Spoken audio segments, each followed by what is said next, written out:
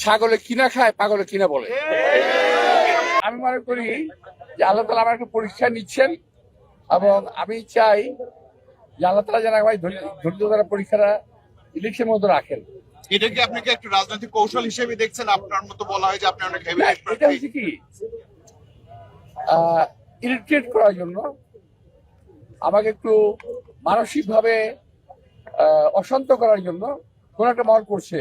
মানে ভাবটা এরকম যে আমাকে মারে না কেন, আমাকে মারে না কেন। তো আমি তো ওই জায়গায় যাবোই না, কারণ তারা যে একটা সিম্পাথি ভোট দিতে চাচ্ছে, ওই সুযোগ আমি দেবো কেন? আপনি কি এটা বুঝে চুপচাপ? আমি খুব ভালো করে বুঝে ফেলছি এটা।